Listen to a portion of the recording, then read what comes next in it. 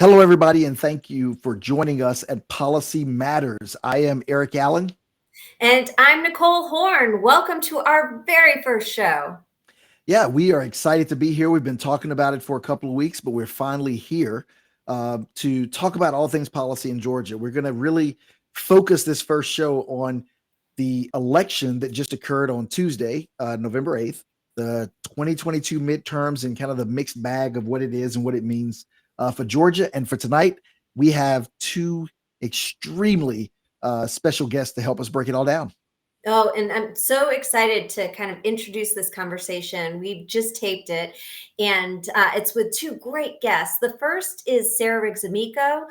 Georgia knows her from her run to be lieutenant governor and then run for U.S. Senate. She is a fantastic, brilliant analyst when it comes to looking at policy, politics, and what's next in Georgia. Yeah, we also have Niles Francis, who I've known for quite some time since he was, I believe, in middle school. He's lives in Cobb County, has been on MSNBC, has done some blogging for Decision Desk.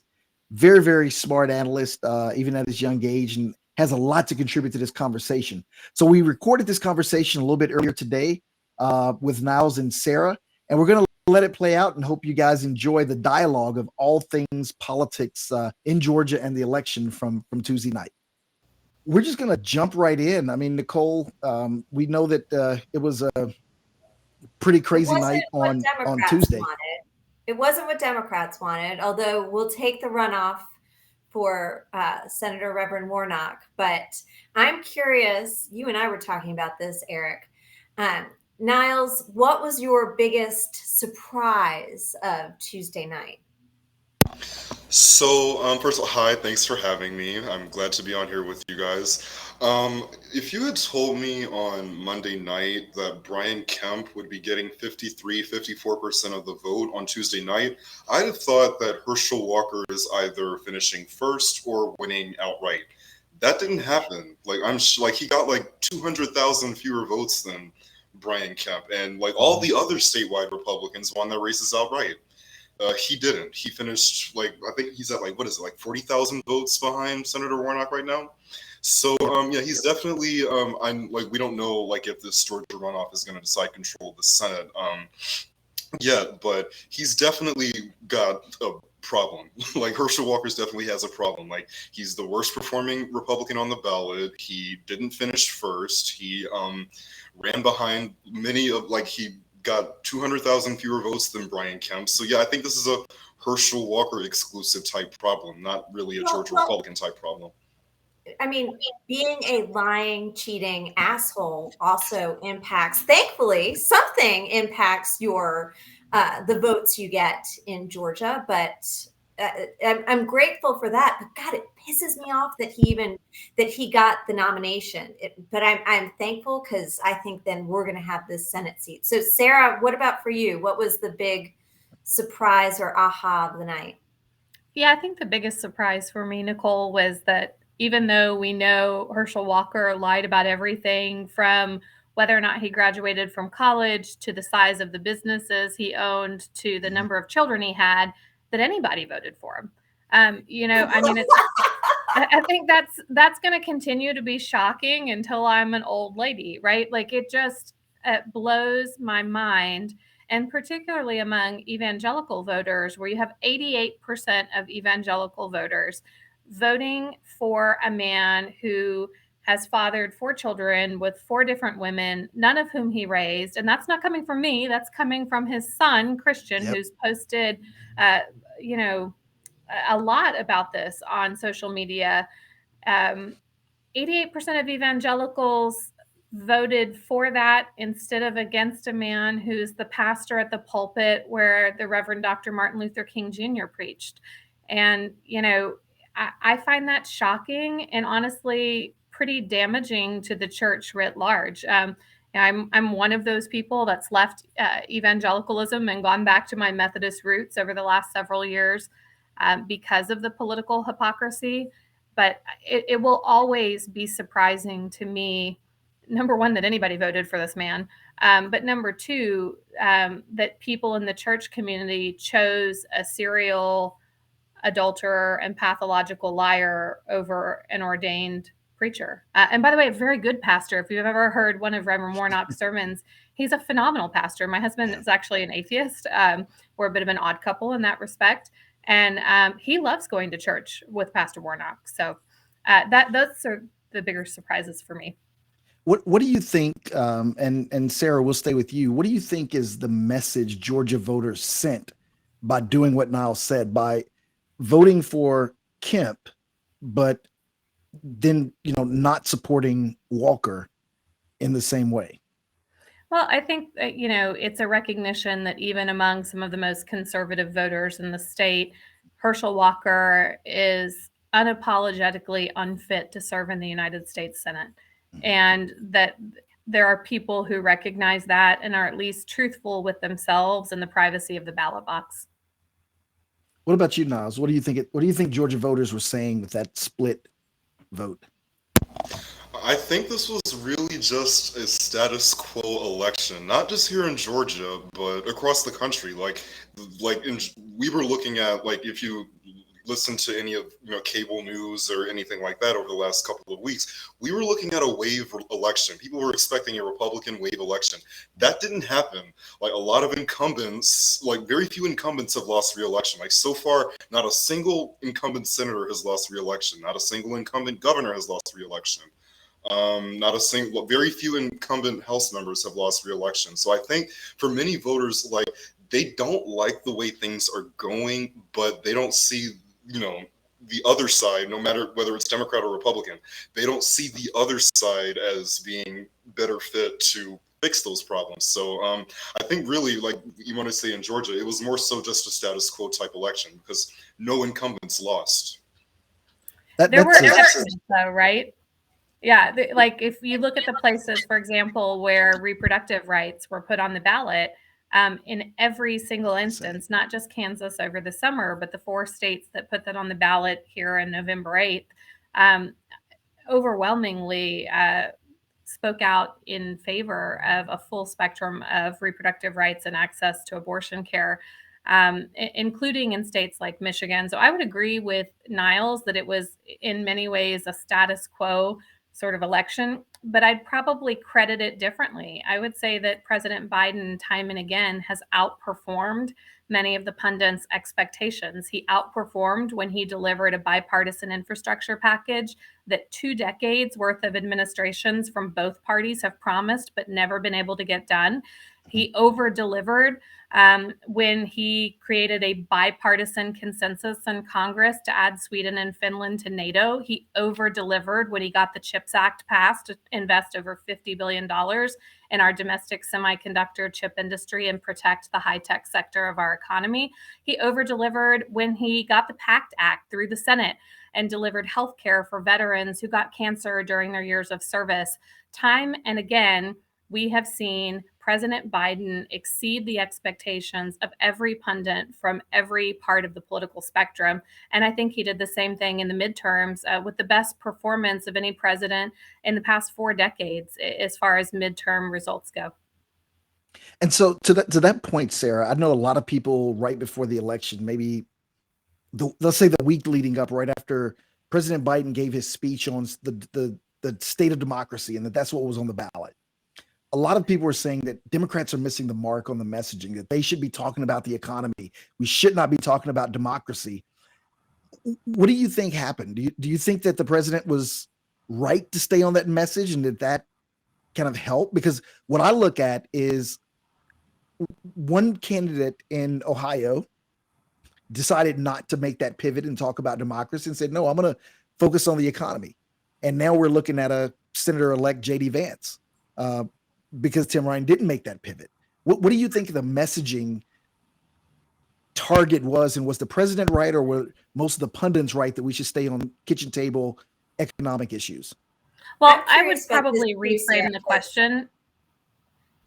What's that, Erick Nicole? and I disagree. Erick and I disagree on this. I'm curious as to where. So we'll see who breaks the tie between you two. I don't know where Nicole comes out, so I can't say who I agree with, but I would probably say that's not the correct frame for the question. I've been an executive for almost 20 years, if you can believe that. I'm going to my 20th reunion at business school in a few months, and which is amazing because I haven't aged. But in those 20 years, I would say I've learned that economic issues are issues of the strength of the republic and our democratic institutions. The reality is the stability of our capital markets are deeply intertwined with the stability of our political system and our democracy. And in fact, you can see around the world when there are major assaults on democratic institutions, erosions of democratic institutions, the markets respond accordingly. In fact, during the Trump era, for the first time in my lifetime, we saw certain analysts assign political risk to the United States, to companies located in the exchanges here, trading on the exchanges here. So, it's really naive to say that economic issues are separate from the issues of democracy, and they're both extremely important. If Democrats could do anything better, I don't think it's just a matter of talking more about the economy. I think we need to be better about tying all of these things together, connecting the dots. Why is healthcare an economic issue? Why is childcare an economic issue? Why is democracy an economic issue? Why are abortion rights an economic issue? And reframing those in the kinds of kitchen table conversations that families have, or in my family's case, what my husband and I talk about on the couch while we're watching Netflix after the kids go to sleep. That's what I would say is our mistake is trying to silo these different segments of the issues when in fact they're really deeply and integrally intertwined. So just like Sarah would do, she made both of us right, Nicole. So That's right. That's right. She's what were you fabulous. about to say, Niles? To that point, I just wanted to say that yes, inflation was a very big issue in this election, Yeah. but I feel like where Republicans made a mistake was not offering any feasible solutions to it. Like, I feel like they just campaigned on the pain and the hardships that many Americans are facing without offering any real solutions to the problems. And I think that's why they didn't make the gains that they wanted. And I would argue that's common with Republicans as they campaign. It just finally caught up to them. Usually it's just about fear, it's about anxiety, but it's not about solutions. And I think that finally caught up to him. And the only reason I felt like the president's messaging was on target is when you look at across the board, a lot of the election deniers that some had leading in the polls ended up losing on election night. And I think that was specifically because of the president going to the microphone and giving, in a way, the same argument you gave, Sarah, that all these things are interconnected, but democracy is on the ballot. And everything gets worse if we elect these people that just want to tear down what this country has built up over the last 200 plus years. I think my only pushback is that I don't think people can say my life has changed since January 6th. My life has gotten worse since Trump took down all of the norms. So that's why I like going after the reframing, Sarah. And that is what I think Democrats, we historically have been bad about.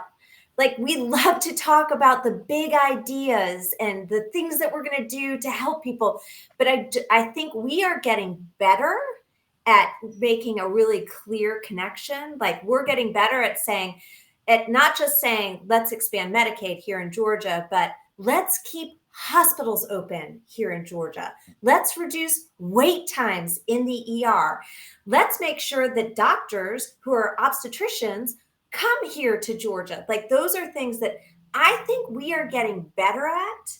And Erick, Republicans continue to try and live on fear and not do what you're saying, Niles, talk about solutions. So that part makes me hopeful. But those things are sort of connected as well, right? Republicans aren't talking about solutions, number one, because they don't have any. Right. But number two, right? I mean, let's be clear, right? Yeah. But number two, it's easier, right? What they're doing is exploitative. They're exploiting real pain and real fear that real Georgians and Americans have over whether or not they can pay the bills. I mean, let's call it what it is. This is exploitation in its worst form in the pursuit of political power and nothing more. And so I think where Democrats are is we've always been good on the issues, right? We've been good on the issues. I think sometimes our level of messaging needs to be raised to the level of our policy answers. And I think Pete Buttigieg did a beautiful job of this in the home stretch before the midterms, really explaining, calling out the Republicans for not having any ideas, not having any solutions. And here in Georgia, I think we can do the same thing. Republicans have been in charge for 20 years. So if they want to complain about crime, okay, well, it happened on your watch, Republicans. If they want to complain about hospitals closing, it's happened exclusively on their watch. These are the kinds of messaging critiques that I think we need to work into our policy proposals. We win on the issues, and poll after poll showed that. Poll after poll showed that Georgians oppose the constitutional carry law that Brian Kemp implemented. They oppose his ban on abortions after 6 weeks. They oppose SB 202 and many of its provisions, including the ability for a partisan gerrymandered state legislature to take over local boards of elections, even in heavily Democratic counties. They oppose all of those things. And so we win on the issues. We need to up our messaging, I think, to talk more about where that policy hits the road, the rubber hits the road for real families. And that's the piece. If you look back at like Bill Clinton or Barack Obama, these were messengers who were absolutely gifted with bringing it back to individuals and families and communities they had met with on the trail. And to be honest, I think we have candidates that have done that as well. They just were sailing into particularly strong headwinds this year. As Niles said, it's a status quo. And a couple of them, I would say Bee Wynn and Stacey Abrams in particular, were campaigning against relatively popular, or at least not underwater in terms of favorability, incumbents who had taken a stand against Donald Trump. So it's not surprising to me that those two Republicans overperformed really the rest of the ticket. Yeah, go ahead, Niles, and then I want to talk about B's race in particular. But go ahead, Niles. I think another thing too is like, yes, we are a very, very polarized country. Like these midterms prove that. These midterms prove that. But candidate quality still matters. It still matters. Like, just look at Pennsylvania. Like, Doug Mastriano and Dr. Oz were two of the worst candidates that you could have put up in those races, and they both lost. Like, John Fetterman is outrunning Joe Biden right now. Like, what is that? Like, that's incredible. And then in Michigan, like, Republicans put up a whole slate of election deniers. And they all lost in landslides. And as Erick mentioned earlier, like, Democrats carried the Michigan legislature. Like, that's like they haven't controlled the Michigan legislature in like 2 decades. So yeah, candidate quality still matters. And then I don't think any of the election deniers have actually won, like in some of these big races have actually won yet. Like, of course, we're still watching the Arizona governor race, but yeah, Kerry Lake, yeah. But we have an election denier in our new lieutenant governor, though. Yeah, that's true. But yeah, I was more so along, governor of U.S. races. That does not undermine all of what you just said, Niles. My one counter does not undermine all of what you just said. Yeah, I get that. Well, but to Sarah's point, and I want to talk a little bit more about the statewide, the messaging that really, Charlie Bailey tried to bring that up in his race a little bit, and it came up, but what was, Sarah, what do you think our messaging was as statewide candidates? What, you said that, we win on the issues, but all of those issues were front and center. People knew about those issues. What are the headwinds that you think beat back so that those issues didn't resonate on election day? Yeah, first of all, having been on a statewide ticket here, I think our statewide slate of candidates ran great races. These were exceptional candidates. It was an incredible cross-section of Georgians and Georgia Democrats. As far as I could tell, they reached out to everyone, everywhere, on every issue. So I want to be absolutely clear. I don't think there was an issue with any of the campaigns statewide, not at all. I think the headwinds were really strong in that President Biden was underwater here in Georgia, that Brian Kemp really stayed on message about inflation and the economy and didn't criticize President Trump and sort of get those voters to sit it out until after he won. And of course, the first thing he does in his victory speech is take a swipe at Trump. So, and I think at the same time, voters were sort of looking at almost a nationalized landscape. But my honest opinion is that our slate of statewide candidates was excellent. And most of the Republican statewide executive candidates, meaning not the federal candidates, but the statewide Republican ticket, were dragged across the finish line by overperformance from Brian Kemp. And I don't think Brian Kemp necessarily earned that the right way, in the sense that he handed out, hundreds of billions of dollars in spending that came from money federal Democrats elected by Georgians sent back in the American Rescue Plan and the CARES Act that not a single Republican in the Georgia congressional delegation supported. But he was effectively able to take credit for that. He was able to take credit for economic development deals that had been in process for years, and that had collaboration with federal Democrats. So, again, I think the headwinds were things that were largely beyond the control of the statewide ticket. And I think the statewide ticket on the Republican side was weaker, in fact, but was dragged across the finish line by the relative overperformance of Kemp on the backs of federal dollars that Democrats allocated to our state. Go ahead, Niles. I was actually asked about this on WABE the other night. I mentioned that a lot of voters, they don't Kemp kind of I guess you could say he took advantage of voters who don't necessarily pay attention to the inner workings of Congress or legislative details or things like that. Because to the average voter just knows that Georgia has a ton of money sitting in its bank account right now, and that Kemp wants to give it back to them. They don't know how that money got there. They don't know where that money came from. And I think Kemp took advantage of that. Yeah, that's a good point, because I was talking earlier, me and Nicole were just doing some prep, and you look at the cluster that was Rivian, you look at the rollout of the Kemp card, and the I would argue the ethical dilemma it caused, because he held on to that money for months just so he could do this right before the election. And people have been hurting for months and could have had this money a long time ago. You also look at the closure of Atlanta Medical Center. All of those are issues that either didn't stick, voters didn't care, or we just didn't message well enough in the closing days. I don't know which one it is, but it seems like those were issues that could have landed a little bit more solid. Well, and it also could be that we messaged really well and we had a great amount of resources, but that in the grand scheme of sort of the national landscape, that messaging was drowned out by all of the national issues, by the headlines about the averages, by the debates about which polls went into those averages.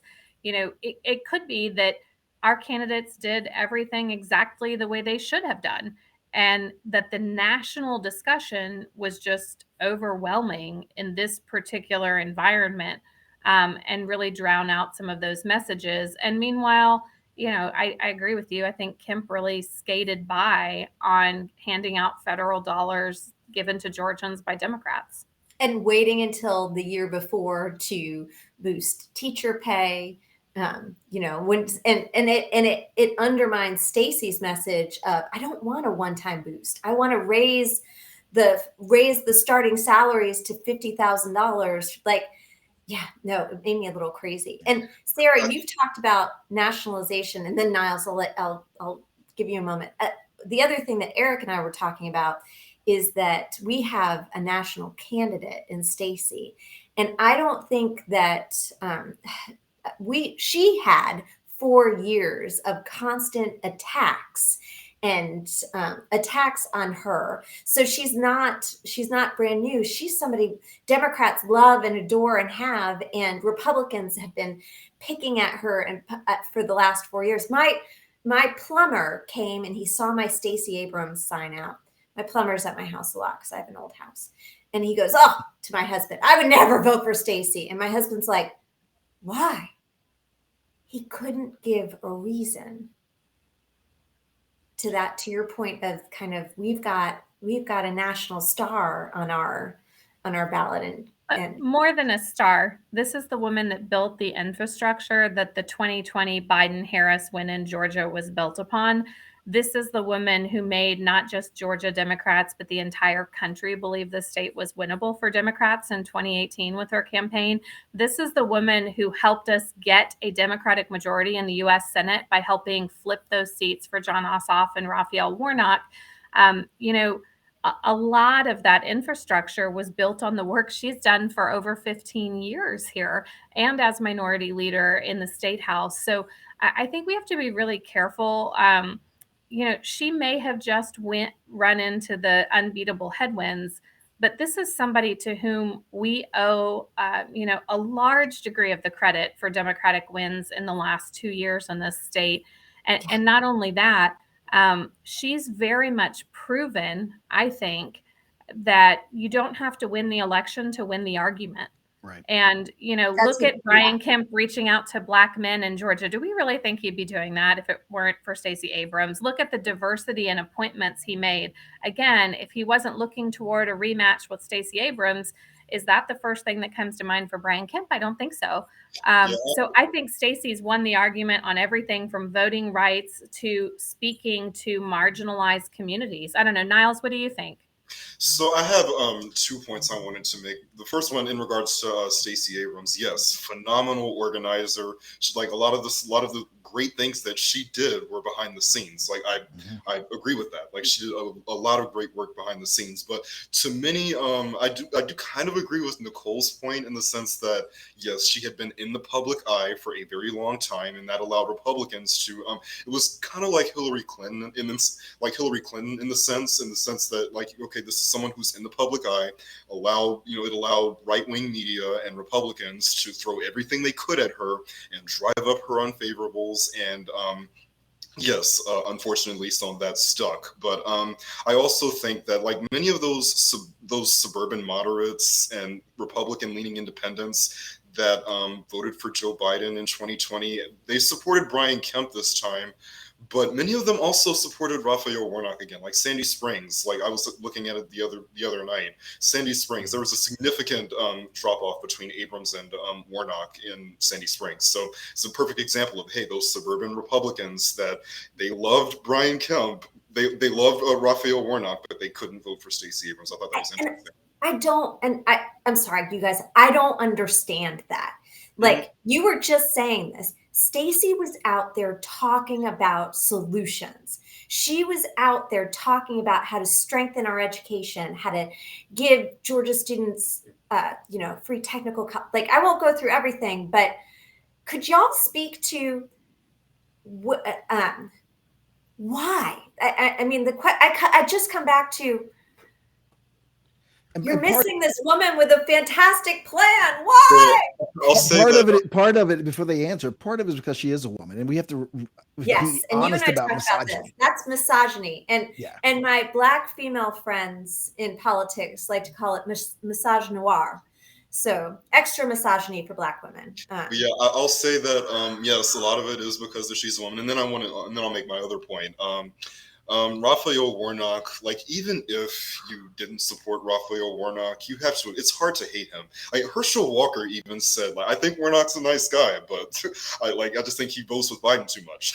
So it's hard to hate Raphael Warnock. Like you remember that puppy ad during the 2020 campaign? Like how can you hate Senator Warnock? Like he's not an offensive guy. Yeah, go ahead, Sarah. Well, it's not just likability though. And I worry about using that word because it is deeply gendered. Right. Yeah. It's incumbency. A status quo election means the power of the incumbent. I mentioned that a status quo election. Mm-hmm. Yeah. And so again, first of all, I think we need to be talking to white women about what the heck, right? Because the numbers from white women and white men to Stacey, I don't understand. She is an extraordinary woman. She has a fantastic grasp of public policy. She had plans for everything. And she ran what I think was effectively an almost flawless campaign. She talked about her bipartisan work. She talked about her economic message. She reached out to every community. But I do think that she ran into a year where incumbents, more than anything, were rewarded. And the thing that Raphael Warnock and Brian Kemp have in common has nothing to do with likability. It has to do with the fact that they had the I for incumbent next to their name on a ballot. Yeah, my other Yeah. point was that like Brian, we talked about how you guys talked about how Brian Kemp basically withheld a lot of that COVID relief money until this year.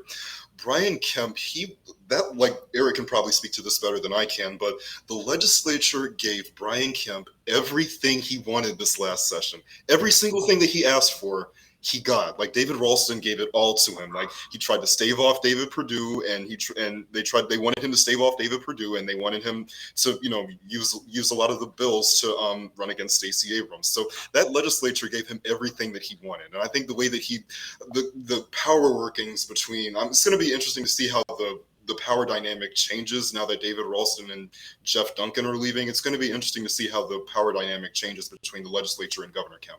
Yeah, Well, and that'll bring you change the back. economic landscape too, right? As Yeah, you but- have now an election denier and a literal fake elector as the lieutenant governor presiding over the Senate, and potentially, a very far right-wing speaker, depending on how that goes. I think you're going to have a little bit of tapping of the brakes on some of those economic development projects. And we've seen that in the past when they looked at anti-LGBTQ laws, when they looked at the abortion ban the first time. The reality is, and I can say this not as a politico, but as somebody who's a business owner, we do think about those things before we decide where to put a next location. And I think they're going to have to walk a very, very careful tightrope if the governor wants to continue to put points on the board in economic development. Yeah, and we're going to bring both of you back right before session starts, because I think the caucus elections are going to be on November 22nd. We'll kind of get a better idea of who's going to be up for leadership in each chamber and each party. So I think, Sarah, you're right.